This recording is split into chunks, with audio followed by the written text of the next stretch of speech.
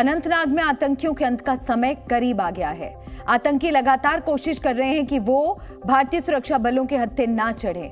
पीर पंजाल की पहाड़ियों में बिल बनाए आतंकी अच्छे से जानते हैं कि अब उनकी कायराना हरकत का अंजाम भुगतने का वक्त आ गया है। पिछले 3 दिन से दिन हो या रात, हर पल सुरक्षा बल इन आतंकियों को ढेर करने के लिए ऑपरेशन चला रहे हैं। ये रिपोर्ट देखिए।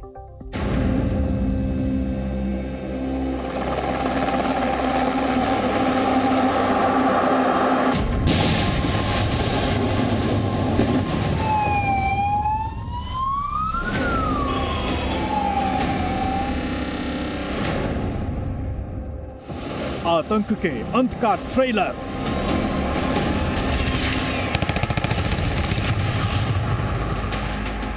घने जंगल, ऊंची पहाड़ी, आसमान में उठता धुआं।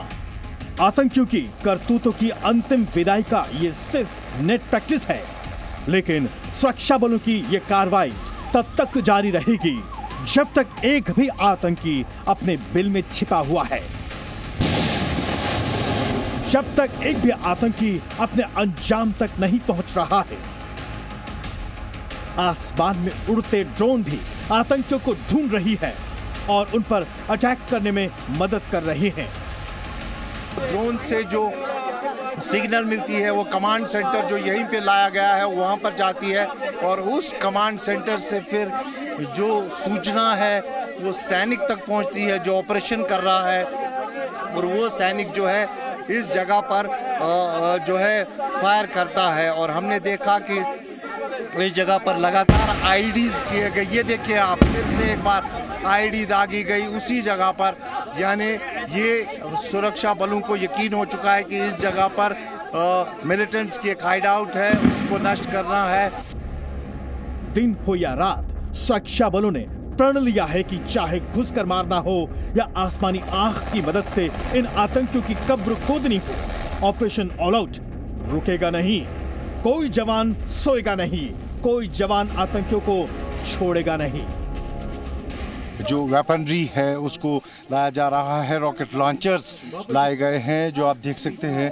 ये जम्मू कश्मीर पुलिस के जवान जो है वो ये सारा इक्विपमेंट लेकर जो है अब एनकाउंटर साइट की तरफ जा रहे हैं और ये फाइनल असॉल्ट हो सकता है। अब जो हम सुबह से देख रहे हैं कि कैसे ये बॉम्बार्डमेंट किया जाए। देखिए फिर से एक बार जो है निशाना बनाया गया है और इन डरपोक आतंकियों ने छल से 13 सितंबर को देश के वीर सपूतों पर हमला बोला था। हमारे जवानों की शहादत व्यर्थ नहीं जाएगी। जवान आतंकियों का बिल लगातार खोद रहे हैं। ये फाइनल असॉल्ट है।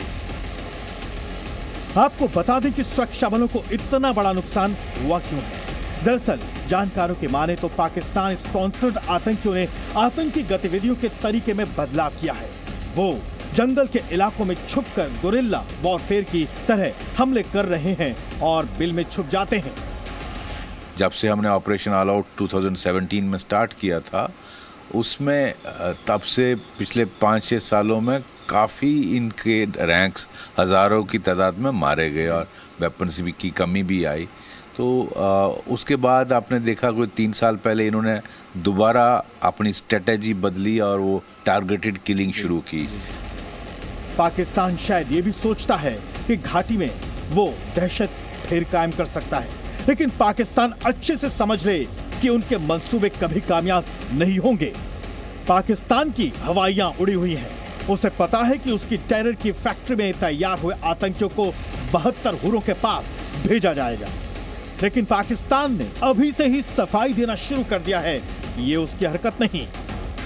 भारत ने जो दावा किया है, हम उसकी सत्यता को स्वतंत्र रूप से सत्यापित करने का प्रयास कर रहे हैं। हमने पहले कहा है, भारत को अपनी घरेलू राजनीति में पाकिस्तान को घसीटने की आदत है और अगर भारत दोबारा ऐसा करे तो हमें आश्चर्य नहीं होगा। घने जंगल में जिस इलाके में आतंकियों को खोजा जा रहा है, यह इलाका बेहद चुनौती भरा है। टेरेन बड़ी डिफिकल्ट है, पहाड़ी इलाका है, घना जंगल है, छुपने की काफ़ी जगह हैं।